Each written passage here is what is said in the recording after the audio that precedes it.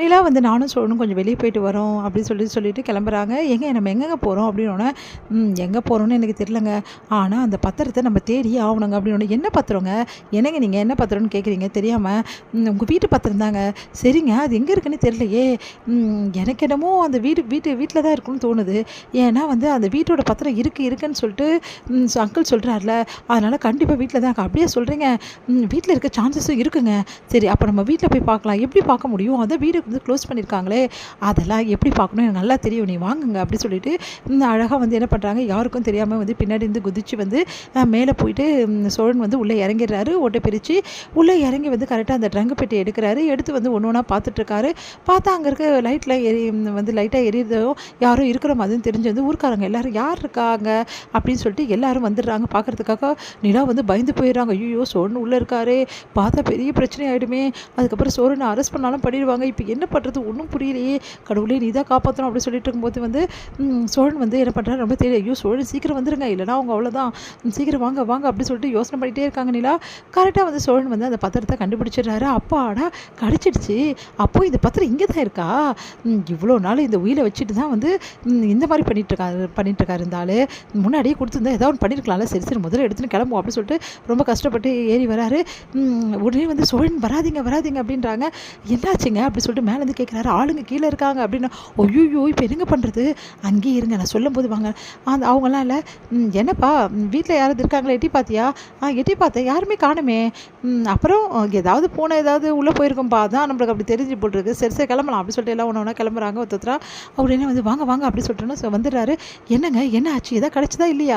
ஏங்க கிடச்சிடுச்சு, என்னங்க சொல்கிறீங்க பாருங்க அப்படி சொல்லிட்டு எடுத்து காட்டுறாரு. பார்த்தா உயில், இது போதுங்க, இதுக்கப்புறம் பாருங்கள் நாளைக்கே நம்ம அந்த வீட்டுக்கு போயிடலாம். நீங்கள் என்ன சொல்கிறீங்க, இந்த உயிலை வச்சு எப்படிங்க நாளைக்கே போக முடியும்?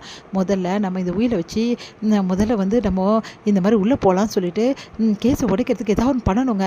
நம்ம இதை எடுத்துன்னு போயிட்டு முதல்ல வக்கீல் கிட்ட காட்டுவோம், அவர் ஏதாவது ஐடியா கண்டிப்பாக கொடுப்பாரு அப்படின்னா. சரிங்க அப்படி சொல்லிட்டு 2 பேரும் கிளம்புறாங்க. எங்கள் காலையில் வக்கீல் கிட்ட எடுத்து போய் கொடுக்குறாங்க. அவர் வந்து ஒன்றும் பிரச்சனை இல்லை, இப்போவே வந்து ஆல்ரெடி ஸ்டே வாங்கினாங்கல்ல, அதை உடச்சிடலாம், நீங்கள் இன்றைக்கே வந்து எல்லாம் பண்ணிடலாம், ஒன்றும் ப்ராப்ளம் இல்லை வாங்க அப்படி சொல்லிட்டு கூட்டிகிட்டு போகிறாங்க. இங்கே எல்லோரும் வர வைக்கிறாங்க. அவங்க வந்து அவங்க சொந்தக்காரங்க அவங்க எல்லாருமே வர வைக்கிறாங்க. வர வச்சோன்னா போலீஸும் வர வைக்கிறாங்க. இங்கே பாருங்கள், இந்த உயிலில் தெளிவாக எழுதியிருக்கு இவருக்கு தான் இந்த வீடு சொந்தம்னு சொல்லிட்டு. இதை வச்சு அவர் கோர்ட்டில் கேஸ் போட்டு இந்த வீடு அவர் இது பண்ணிப்பார். இப்போ ஒரு ப்ரூஃப் கிடச்சதால இவங்க இந்த வீட்டில் இருக்கலாம்னு சொல்லிட்டு வந்து சொல்லியிருக்காங்க மேஜிஸ்ட்ரேட்டு. அதனால் வந்து வேறு வழியே கிடையாது, இவங்க இந்த வீட்டில் தான் இருப்பாங்க, நீங்கள் ஒன்றும் பண்ண முடியாது அப்படின்னு சொல்லிட்டு வந்து போலீஸ் வந்து சொல்கிறாங்க. அதை கேட்டு செம்மையாக டென்ஷன் ஆகிடுறாங்க. எப்படி இதெல்லாம் நடந்துச்சு, அந்த உயில் அதெல்லாம் பொய்யா இருக்கும் சார் அப்படின்னா, பொய்யா வந்து உண்மையா இல்லை வந்து பொய்யா அப்படின்னு சொல்லிட்டு அப்புறம் பார்த்துக்கலாம், முதல்ல இவங்க இந்த வீட்டில் தான் இருப்பாங்க, அதுக்கு எல்லா ப்ரூஃபையும் அவங்க காட்டிடுறாங்க, அதனால் எந்த பிரச்சனையும் கிடையாதுன்னு சொல்லிட்டு உள்ளே அமைச்சிடுறாங்க. உடனே செம்ம டென்ஷன் ஆகிடு. பார்த்துக்கிறேன் உங்களை கோர்ட்டில் பார்த்துக்கிறேன் அப்படி சொல்லிட்டு அவங்க போடா அப்போ கோர்ட்டில் பார்த்துக்கடா அப்படின்னு சொல்லிட்டு அவங்க வந்து சொல்லிட்டு இருக்காரு. நடேசன் வந்து பெரிய வேலை பண்ணிட்டீங்கம்மா, எப்படிம்மா இதெல்லாம் எடுத்தீங்க? நீங்கள் சொன்னீங்கல்ல அங்கிள், அதை வச்சு தான் அங்கிள் எடுத்தோம். ஆமாம் இவர் சொன்னதை வச்சு தான் எடுத்தோம், இல்லைனா அவ்வளோதான் வந்துட்டார் பேசுறதுக்கு, ஏதாவது ஒன்று பண்ணி வச்சுருக்காரு பாரு, உயிலை வச்சு வேறு ஏதாவது பண்ணி வச்சுருக்கலாம்ல, எதுவுமே பண்ணாமல் இவ்வளோ நாளாக விட்டு வச்சுருக்காரு, இந்த உயிலே இப்போ தான் கண்டுபிடிச்சோம், அதான் கண்டுபிடிச்சிட்டோம்ல விடுங்க அப்படின்னு சொல்லிட்டு சொல்கிறாங்க. நம்ம வந்து நிலா நீங்கள் பண்ணது பெரிய விஷயம்ப்பா, மறுபடியும் இந்த வீட்டுக்கு நாங்கள் வரவே மாட்டோம் அவ்வளோதான் அப்படின்னு நினச்சேன்ப்பா, ஆனால் மறுபடியும் இதே வீட்டுக்கு வர வச்சுட்டேப்பா, பெரிய விஷயம் படி, பெரிய ஆள்ப்பா அப்படின்னு சொல்லிட்டு பாராட்டுறாங்க. பரவாயில்ல விடுங்க நான் அப்படின்னோன்னே, அனி சூப்பர் அனி அப்படின்னு சொல்லிட்டு பாராட்டுறாங்க. ஏங்க கலக்கிட்டீங்க உண்மையிலேயே அப்படின்னு சொல்லிட்டு பாண்டியனும் சொல்கிறாரு. இங்கே பாருங்கள், உண்மையிலே சொன்னால் நான்லாம் எதுவுமே செய்யலை, எல்லாத்துக்கும் இந்த சுழற்சியெல்லாம் நீங்கள் சோழனை தான் சொல்லணும், ஏன்னா அவர் தான் ஃபுல் அண்ட் ஃபுல் வந்து இறங்கி இதுலேருந்து எடுத்துகிட்டே வந்தார், அப்போ கூட நீங்கள் தான் இல்லை எனக்கு ஐடியாவே கொடுத்தீங்க அப்படின்றாங்க. சிரிக்கிறாங்க ரொம்ப சந்தோஷமாக. சரி இதுக்கப்புறமா இந்த வீடு ஆல்ட்ரேஷன் பண்ண முடியுமா அப்படின்னோடனே, அதுக்கும் வழி கண்டிப்பாக பிறக்கும்.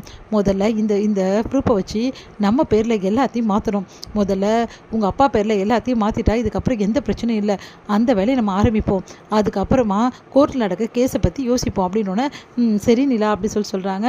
அப்பாடா நம்ம வீட்டுக்கு நம்ம வந்துட்டோம், ஒரு நாள் அங்கே தங்கினதுக்கே அவ்வளோ பில் ஆயிடுச்சு, இன்னும் ஒரு நாள் தங்கியிருந்தோம் இன்னும் ஒரு 8000 ரூபாய் ஆயிருக்கும் அப்படின்னு சோழன் சொல்லும்போது எல்லாரும் சோழனை பார்த்து முறைக்கிறாங்க. ஐயோ எல்லாரும் ஒன்றா சேர்ந்து முறைக்கிறாங்களே அப்படின்னு யோசிக்கிறாரு.